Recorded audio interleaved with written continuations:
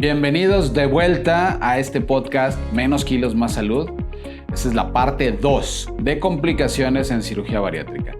Rápidamente, bueno, si no viste la parte 1, quiero decirte que, bien, sí, es cirugía, puede haber complicaciones tempranas. Regrésate un video de podcast para que veas las complicaciones tempranas y también puede haber complicaciones tardías. Siempre es importante acudir con un especialista para poner en la balanza riesgo-beneficio. La obesidad tiene muchos riesgos para la salud, desarrollo de diabetes y sus complicaciones como retinopatía, nefropatía, pie diabético, etcétera, ¿no? Neuropatía, etcétera.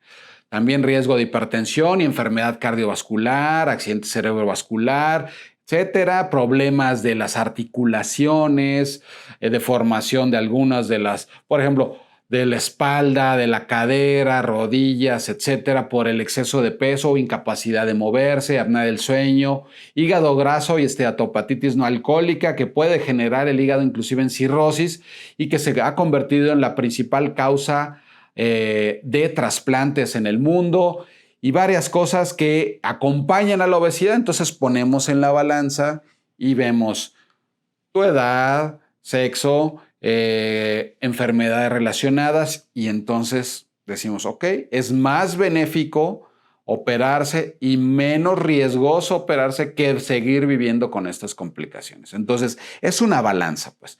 Bueno, ya hablamos de las complicaciones tempranas, ahora vamos con las complicaciones tardías. Principalmente me voy a enfocar, voy a hablar en general de cirugía bariátrica, pero te lo voy a comentar entre manga y bypass. Primero, reflujo. Es un tema súper frecuente. El reflujo después de cirugía bariátrica.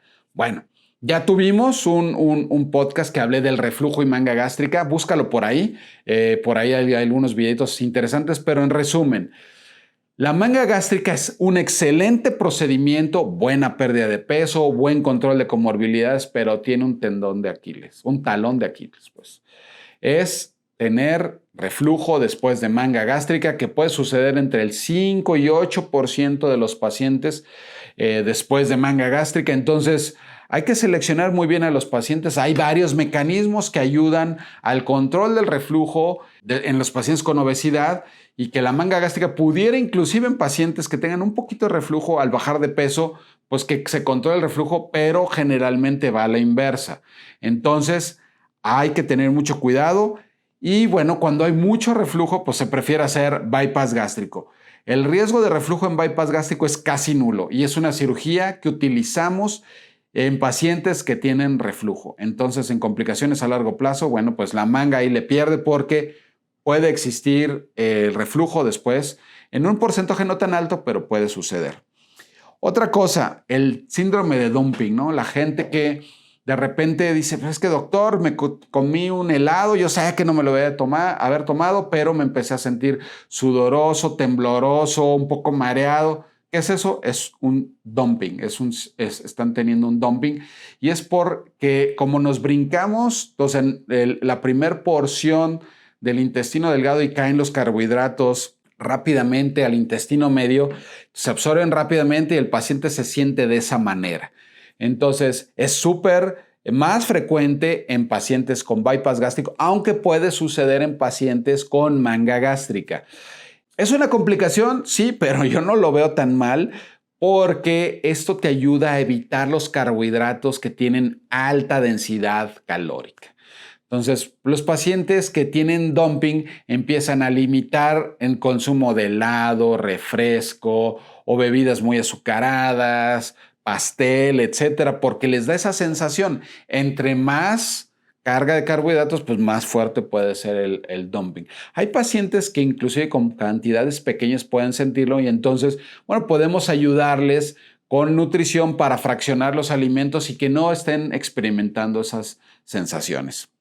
Bien, otra complicación que podemos hablar o consecuencia negativa que podemos hablar de la cirugía bariátrica son piedras en la vesícula.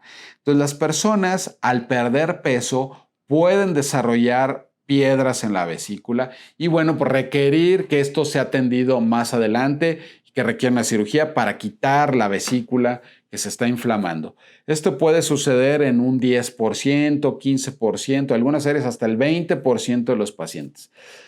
Esto no justifica. Anteriormente se proponía, oye, te vamos a hacer una cirugía de bypass y también pues de una vez te vamos quitando la vesícula. Ya no está justificado. No es tan frecuente como para que en el momento de la cirugía bariátrica también decidamos quitarte la vesícula, pues no vaya a ser. No. Pero bueno, hay que estar atentos y algunos pacientes pueden empezar a desarrollar, después de una pérdida masiva de peso, empezar a desarrollar molestias debajo de la costilla, como una sensación de un golpe, un cólico que se les va a la espalda, que se acompaña de náuseas, malestar general, no se quita tan rápidamente. Pues hay que sospechar de la vesícula, lo que hay que hacer es un ultrasonido y si se confirma que esta es la situación, bueno, pues tomar la decisión de retirar la vesícula por laparoscopía. Bien, hernias de la pared. Hay personas que después de las pequeñas incisiones, aunque son de 1 centímetro, de 5 milímetros, y las de 1 centímetro son cerradas adecuadamente con sutura para que no se formen hernias, en un pequeñísimo porcentaje de todos modos los pacientes pueden desarrollar una hernia de pared. ¿Cómo se dan cuenta? Bueno, pues ya pasaron algunos meses o inclusive años después de la cirugía y donde está una de las rayitas que apenas se alcancen a ver de las incisiones, sentir un bulto, ¿verdad?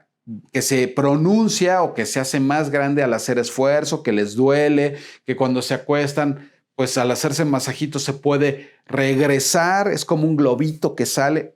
Pues ahí la sospecha es alta de una hernia de pared, o sea, esta es la pared abdominal, entonces pudieras tener una hernia de pared, hay que venir al consultorio, revisarte aquí clínicamente y te podemos hacer un ultrasonido preliminar para identificar si tienes una hernia de pared.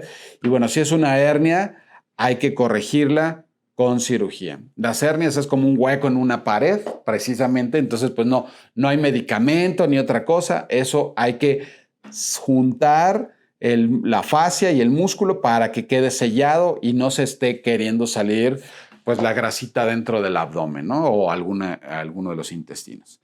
Bien, otra cosa, hernias pero internas, hay que diferenciar muy bien y luego yo creo que le vamos a destinar un podcast a esto de la hernia interna. Las hernias internas no suceden en manga gástrica y ese es un tema interesante, ¿no? Porque esa es una de las ventajas de la manga gástrica. Como no reorganizamos los intestinos, entonces pues el riesgo de hernia interna es cero. En bypass gástrico o en mini gastric bypass, al subir los intestinos y pegarlos en el estómago, o sea, dejamos un estómago pequeñito y subimos un intestino que andaba por aquí abajo, entonces deja un hueco que cerramos con sutura para que quede un sello ahí en ese hueco. Pero a veces en la pérdida de peso, a pesar que hicimos un sello, puede la grasa al irse bajando dejar un huequito pequeño que se va haciendo más grande y eso permite que se pase un intestino. ¿Cómo sospechar una hernia interna? Bueno, pues generalmente es un paciente, como les digo, de bypass gástrico en Y y tiene dolor después de comer, una sensación vaga, o sea, no es un dolor que puede ser de moderado intenso, que se puede acompañar de náuseas e inclusive de vómitos, generalmente se carga del lado izquierdo, siempre está asociado a los alimentos, algo de distensión y que es recurrente. Ahí es importantísimo acudir con su cirujano. Puedes tener una hernia interna. ¿Cuál es el método de diagnóstico? Bueno, pues la historia clínica. O sea, hay que ir a consultorio y se haría una tomografía de abdomen para ver si los intestinos se están torciendo. Ojo, el radiólogo que revise la tomografía debe de ser experto. O sea, no vayas y dices, ay, me está dando un dolor aquí, vi el podcast del doctor, me está dando un dolor y entonces me voy a hacer una tomografía. Pues no sirve, o sea, la realidad es que la tiene que ver un experto y la tiene que comentar el radiólogo con el cirujano y entonces definir si la sospecha es de hernia interna, porque si tú tienes una hernia interna, pues eso hay que entrar al abdomen, regresar el intestino a donde estaba y cerrarle. Entonces, nosotros hemos tenido pacientes con hernia interna, a pesar de que cerramos siempre los defectos, Y bueno, pues, ¿qué sucede? Pues, como les digo, el paciente dice, ay, doctor, pues ya llevo un par de semanas que como y pues me da un dolor, se me va del lado izquierdo. Y bueno, pues, ¿cuántas veces nos ha sucedido? Como 4 veces en 12 años. Entonces, pero puede suceder, pues, y hay que estar bien atentos porque esto se puede hacer una complicación seria. Entonces, si estás teniendo esa sintomatología, acude a tu cirujano, a tu grupo multidisciplinario. Otra complicación, esta sí la comparten las 2 cirugías, podemos decir 3 cirugías, manga, bypass y mini bypass. Estrecheces, manga gástrica. Bueno, al formar un tubo, o sea, tienes un estómago grande y lo hacemos un tubo delgado.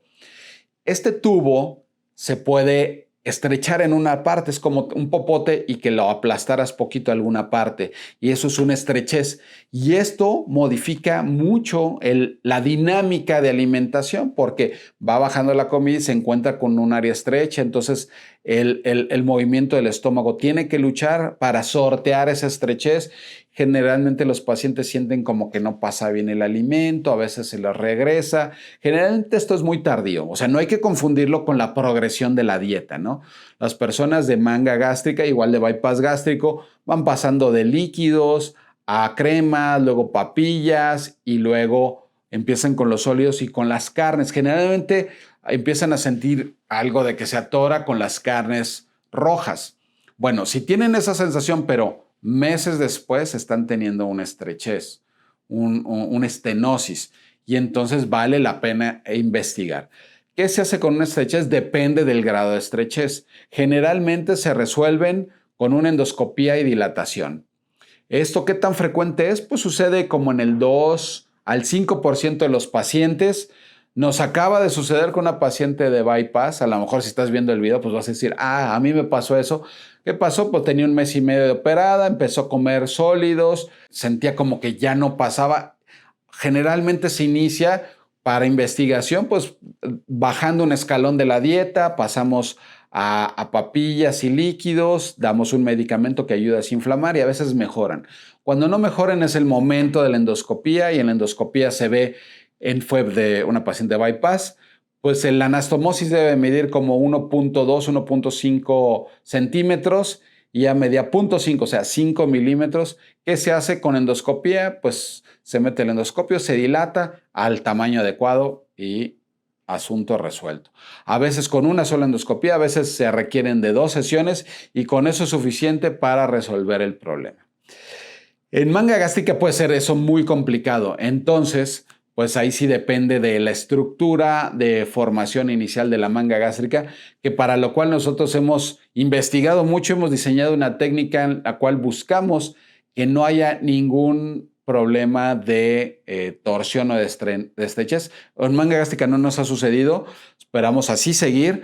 Y bueno, esta técnica ya la hemos presentado en foros inclusive internacionales, que ha llamado la atención, ¿no? Entonces, bueno, pues ahí el tener bien las medidas, enmarcar la distancia en una porción del estómago que se llama cisura angularis, la estructura de la manga, etcétera, todo eso ayuda a que no haya esa complicación que afortunadamente no hemos tenido en manga. Otra cosa interesantísima es la desnutrición, las deficiencias de vitaminas, etcétera, ¿no? Bien, quiero hacer una pausa y decirles, paciente que se somete a una cirugía bariátrica requiere de suplementación de por vida. Entonces, ay doctor, no, pero ¿cómo? Sí, de por vida. No hay que verlo mal. O sea, la realidad es de que yo de repente hasta me saca de onda porque yo no estoy operado, pero comparto la suplementación de por vida. Como realmente tenemos una dieta que a veces puede que no alcance los requerimientos de algunas vitaminas o la proteína, pues bueno, en la familia hemos decidido pues consumir proteína en polvo. O sea, yo me tomo un licuado de proteína diario y me tomo mi suplementación vitamínica diario. Y no es ningún problema, ¿eh? O sea, no es ningún problema. Pues ahí tengo mi vasito, le echamos el sobrecito de vitamina C, me tomo mis multivitamínicos y me tomo mi licuado de proteína todos los días. Y la verdad es que pues no le veo mayor problema. Y a mí se me hizo muy interesante un doctor importante en la cirugía bariátrica y metabólica, Francesco Rubino, Bueno, pues él una vez dijo una cosa que me llamó mucho la atención. Si tú tienes obesidad, hipertensión, diabetes o dislipidemia, hígado graso, pues tienes una enfermedad acompañada de varias enfermedades y tomas varios medicamentos. O si no si no has desarrollado esas complicaciones, las vas a desarrollar por la obesidad. O sea, esa es la historia natural de la enfermedad. Entonces vas a tomar pastillas. Cambia esas pastillas, que son medicamentos, por suplementos. O sea, no vas a tomar medicamentos, vas a tomar suplementos. Entonces, ojo, es bien importante suplementarse. ¿Cuál es el riesgo? Pues de que hagamos una cirugía bariátrica, sea bypass, manga o mini bypass, y pues al año o antes o después decidas ya no tomarte los suplementos. ¿Qué va a pasar? Pues como tú tienes el estómago chiquito y si tienes una cirugía de derivación, sea bypass o mini bypass, nos estamos brincando una parte del intestino, pues progresivamente te va a faltar poquito. Poquito es como tú llenaras una cubeta diaria, pero pues le vas llenando menos, o sea, desde un vasito diario para llenar la cubeta, pero resulta que ese vasito no lo llenas al 100%, lo llenas al 90%. Pues te vas a dar cuenta que le faltó llenar la cubeta pues a los meses, ¿va? Así les pasa a los pacientes. O sea, ya a los meses se dan cuenta de que tienen alguna deficiencia, pueden tener alguna sintomatología, desde lo más leve en la piel, en el cabello, hasta tener así como algunas sensaciones raras que se llaman neuropatías, o tomarse un examen y tener anemia porque no han tomado hierro, etc. Depende del procedimiento, el riesgo que tengas de desnutrición o de deficiencia de vitaminas y oligoelementos. Entonces es súper importante tener seguimiento. Un paciente que se somete a cirugía bariátrica tiene que tener seguimiento de por vida. Entonces, aquí, ¿qué estructura hemos hecho nosotros en el grupo aquí en el grupo que llamamos Doctor Prieto? Que es, pues te operamos y te vemos a los 3 días, a los 7 días, a los 15 días, al mes, a los 3 meses, a los 6 meses, al año y luego cada año. Ya es cada año. Ya nomás nos mandas un WhatsApp. Oye, doctor, cumplo un año. ¿Qué exámenes me hago? Pues ya, así como llevo los 10,000, los 30,000, los 50,000, los 90,000, 100,000 kilómetros. Pues así vamos. O sea, es como el plan anualizado, es tu check-up anual. Hazlo de verdad. ¿Cómo podemos evitar deficiencias? Bueno, comer bien, tienes un estilo de vida saludable y una buena suplementación. Entonces, si tú estás operado con nosotros o con otro grupo, ya llevas varios años sin suplementación, habla con tu equipo, habla con tu cirujano, hazte exámenes y empieza ya la suplementación. Ya. O sea, es momento de hacerlo. Entonces, es muy importante tener un buen estilo de vida y dentro del estilo de vida es la suplementación.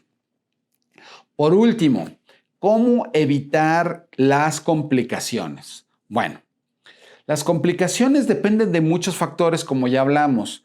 Entonces, siempre pongo la analogía de quiero viajar, estamos en Guadalajara y está Puerto Vallarta aquí a 4 horas de distancia, y entonces quiero viajar a la playa y quiero tener en la medida de lo posible evitar un accidente. Pues es lo mismo, vean esta analogía.